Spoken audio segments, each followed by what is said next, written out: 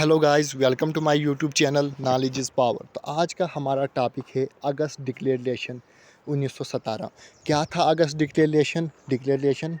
तो अगर आप मेरी वीडियो कंटिन्यूसली देख रहे हो तो आपको पता होगा, हम पढ़ रहे हैं मॉडर्न हिस्ट्री ऑफ इंडिया। हमने इसी यूट्यूब चैनल पर प्ले लिस्ट बनाई है। आप एक एक वीडियो कंटिन्यूसली देख सकते हो, वो भी सीरियल वाइज। तो ये मोतंगा सेटलमेंट, इसको मोतंगा सेटलमेंट के नाम से भी जाना जाता है अगस्त डिक्लेरेशन को। Increasing association responsible government in India. अब ब्रिटिश चाहती थी हमें अब अपनी एसोसिएशन बढ़ानी चाहिए, हमें अब इंडिया में रेस्पॉन्सिबल गवर्नमेंट बनानी चाहिए, जो कि ब्रिटिश पहले तैयार नहीं थी कि हम इंडिया को कोई राइट नहीं देंगे।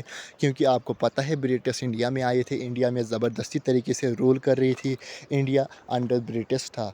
तो यहाँ पर क्या होता है, अब ये कैसे अब ब्रिटिश तैयार हो गए कि हाँ जी अब रेस्पॉन्सिबल गवर्नमेंट यहाँ पर बनाएगी। Demand for self government home rule will not be term sedition policy. अब ब्रिटिश खुद कहते हैं जो आप लोगों ने होम रूल लीग स्टार्ट किया था, होम रूल स्टार्ट किया था, वो आपकी पॉलिसी मानी जाएगी, आपका वो विद्रोह नहीं माना जाएगा। अब अचानक क्या हुआ था ब्रिटिश वालों को कि वो कहते आप अब अच्छा कर रहे हो, जो भी मूवमेंट स्टार्ट करे हो अच्छा।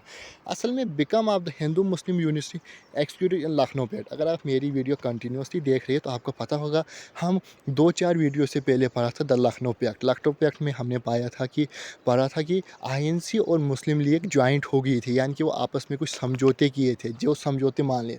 तो जब ब्रिटिश लोगों ने देखा कि हिंदू मुस्लिम फिर से यूनिटी हो रही थी, तो ये देखकर वो डर गए। उन्होंने सोचा इनको हम फिर से झांसा देंगे, हाँ हम बनाएंगे रेस्पॉन्सिबल गवर्नमेंट। अब इंडियन ऑब्जेक्टिव क्या था इसमें, अब ब्रिटिश तैयार थी हम बनाएंगे responsible government, no specific time for exam. अब ब्रिटिश ने कोई स्पेसिफिक टाइम नहीं दिया, टाइम मीन कि उन्होंने नहीं बताया कि हम कब तक गवर्नमेंट बनाएंगे इंडिया में। तो इसी से लोग परेशान थे, ये हमें ऐसे ही ठगाते हैं। पहले बोला फर्स्ट वर्ल्ड वार ख़त्म हो जाएंगे तो हम आपको आज़ादी दे देंगे, फिर भी नहीं दी। अब बोल रही और देंगे आपको रेस्पॉन्सिबल गवर्नमेंट, मगर कुछ नहीं। Become the government and decide to nature of government. अब इंडियन का ये भी एक ऑब्जेक्टिव था, ब्रिटिश कौन होती है, हमारे कानून बनाने वाले, रेस्पॉन्सिबल गवर्नमेंट।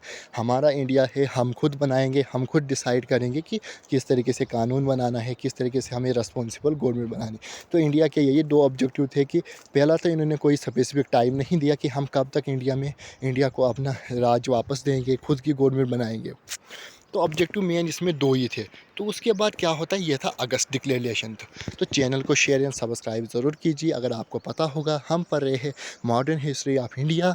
हमने इसी यूट्यूब चैनल पर प्ले लिस्ट बनाई है। चाहे आप किसी भी एग्ज़ाम की प्रिपरेशन कर रहे हो, जेके एसएसबी का हो, कोई भी कॉम्पिटिटिव एग्ज़ाम हो या कोई भी सेंट्रल लेवल एग्ज़ाम हो, उसके लिए ये यूज़फुल वीडियो है।